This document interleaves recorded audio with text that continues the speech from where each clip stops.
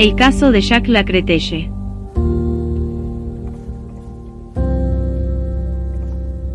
En Francia, durante la primera década del siglo XX, ocurrió un suceso que aún después de su trabajosa elucidación, llamó la atención de los entendidos, por su aparente y complicada trama. El hecho, como veremos de inmediato, tuvo lugar en la ciudad de Burdeos, centro de una vasta zona industrial de la República de Francia. El 18 de diciembre de 1906, la policía de Burdeos fue avisada por teléfono de que en la calle Nacerre número 32 se iba a perpetrar un atentado contra el poderoso viñatero Jacques Lacretelle, propietario de una importante destilería y de vastísimos viñedos.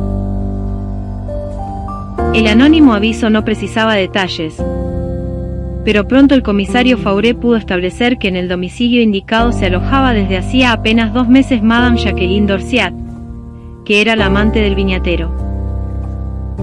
La voz que había realizado la denuncia era masculina, pero ese detalle podía no ser importante, pues es fácil simular cambios de voz, aparte de que tampoco es difícil contratar a un hombre para ese menester. Lo evidente era que la denuncia existía y que la policía debía obrar en consecuencia. El experto comisario Fauré, hombre ducho y curtido en toda clase de investigaciones, comisionó a 2 empleados para realizar las diligencias del caso, apostando en las inmediaciones personal suficiente y con los medios necesarios, con el fin de no permitir la evasión de los criminales. Por otra parte, podría tratarse de una venganza, de una falsa denuncia, en cuyo caso era preciso aprehender, si ello era posible, al denunciante. Tras de lo cual Fauré se retiró a su domicilio, dejando consignado que se le llamase en cuanto se produjesen novedades de interés. A las 4 del día siguiente, el comisario era despertado por insistentes llamadas telefónicas. Sus agentes surgían su presencia en la calle Nacerre, pues acababa de cometerse un crimen. Desdichadamente habían llegado unos minutos tarde. Cuando el comisario Fauré se presentó en la casa del crimen, su entrecejo se arrugó significativamente.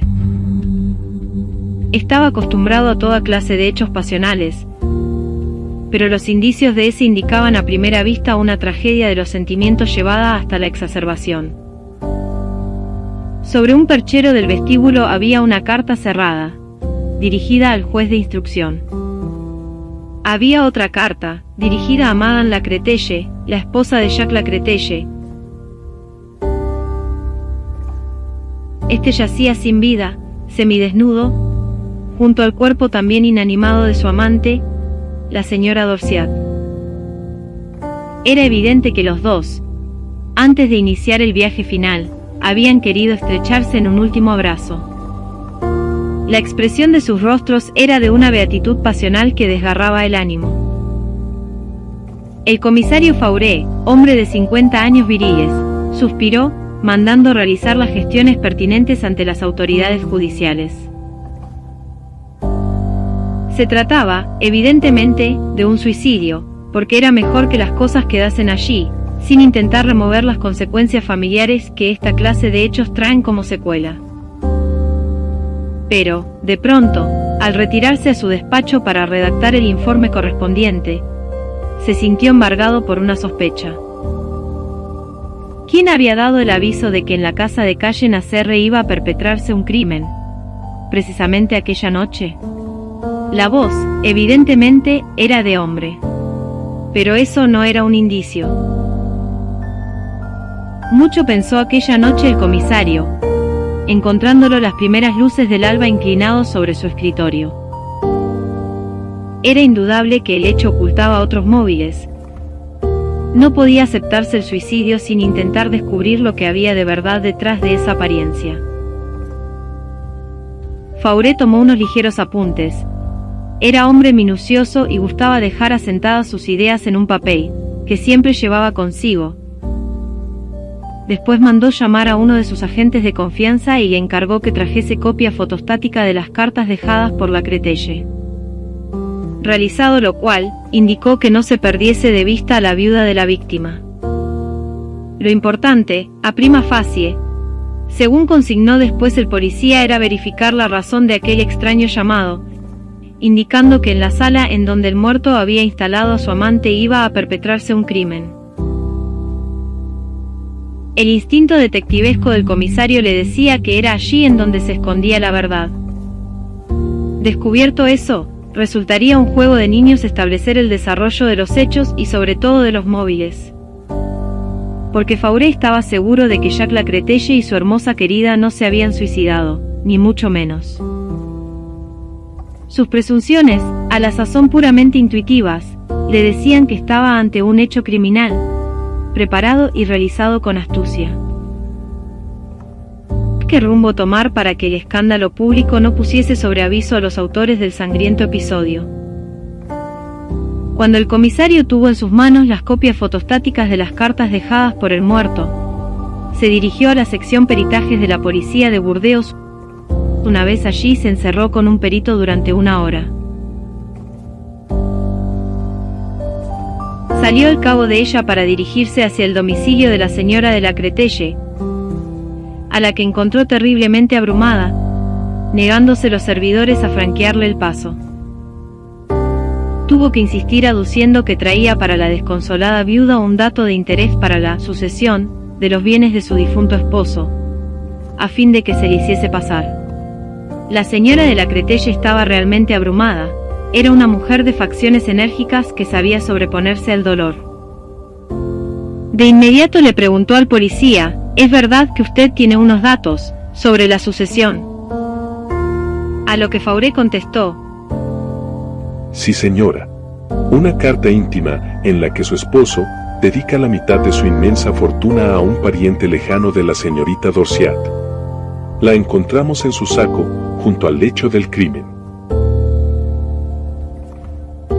Estas palabras parecieron surtir su efecto. La señora de Lacretelle miró al policía con una mirada tremenda, perforante. Sus manos temblaron, por su frente comenzó a correr sudor. Era evidente que algo ocultaba la dama. Fauré advirtió que no estaba yendo por un mal camino. Al regresar a su despacho, lo estaba esperando el perito calígrafo con su informe. Resultaba evidente que la letra pertenecía al muerto, aunque existían ciertos rasgos, pocos uniformes, que le llamaban la atención. «Magnífico», exclamó el comisario. Pareció que le era bastante, que era eso lo que estaba buscando. Y, sin más, ordenó una razzia por la zona portuaria, pero sin escándalo. Los agentes, disfrazados de marinos suecos, debían traer a los maleantes sin llamar la atención, que él, Fauré, los carearía en su despacho. Horas más tarde lo estaban esperando 3 sujetos rodeados de la guardia. Fauré, el comisario cincuentón, curtido a todas las contingencias del delito a través de una larga experiencia como funcionario policial, se hallaba un tanto desconcertado. Comprendía que el paso que pensaba dar era audaz y, por lo mismo, aventurado. Pero este paso era imprescindible, pues no tenía otro recurso a mano. Por lo que, sin más, a gritos, simulando una furia que era incapaz de tener, exclamó dirigiéndose a los 3: ya sabemos la verdad. ¿Quién de ustedes ha sido? Y mostrando una carpeta que contenía papeles, subrayó: tengo aquí la declaración de la viuda de Lacretelle. Obtuvo un resultado asombroso. Uno de los detenidos, que resultó ser Jean Almonde, conocido por su malvivir y antecedentes de menor cuantía, comenzó a temblar y pidió ser dejado con el comisario. Media hora más tarde, Fauré ordenaba hacer comparecer a la viuda de Lacretelle ante sí. ¿Qué había declarado Almonde? Era evidente que la corazonada del experto policía iba a servir para aclarar el crimen que estremeciera a la opinión francesa. Almonde no había sido quien diera el aviso telefónicamente a la policía la noche en que se produjo el crimen. Entonces, ¿quién? Había que obtener ahora la declaración de la viuda de Lacretelle, que era quien había pagado al maleante para realizar la muerte. Pero no nos apresuremos. Ante la evidencia, la viuda terminó por confesar toda la verdad. Ella era la verdadera instigadora. Además, cuando Fauré le presentó las cartas que escribiera a su esposo, terminó por admitir que había falsificado su letra, con el fin de encubrir su crimen. El motivo que la había impulsado a realizar el asesinato, por medio de Jean Almonde, eran los celos y la ambición de quedarse con la fortuna de su esposo. En realidad, se trataba de un ser anormal, que, al verse postergada en su cariño por el esposo, cuando éste instaló a su bella amante en la ciudad, decidió eliminarlos a los dos y al mismo tiempo, apoderarse de la herencia. Faltaba aún un detalle y era individualizar al que había dado parte a la policía, avisándoles que esa misma noche iba a perpetrarse un crimen. La explicación que diera a pesar de su aparente forma inconexa era verosímil. Sobre todo, tratándose de ser un fronterizo, como el examen de los alienistas demostró después. Madame Lacretelle afirmó a Almonde que su crimen material iba a quedar impune al preparar los indicios de un suicidio. Por otra parte, ella suponía que era imposible que la autoridad llegase a dar con la verdad. Sin embargo, Fauré no era hombre de dejarse engatusar, así como así. Era evidente que tanto Madame de Lacretelle como Jean Almonde estaban ocultando algo. Y la verdad se supo horas después, cuando la mujer fue presa de un ataque histérico al ser requerida para la reconstrucción del crimen. Se había tratado de ocultar la existencia de otro personaje, como había supuesto el comisario. Ese personaje se llamaba Louis Cremin, un mozalbete pulido y afectado que era el amante de la mujer. Sabedor Cremin de que se iba a perpetrar el crimen y que él iba a ser dejado de lado, llamó por teléfono para prevenir a la policía.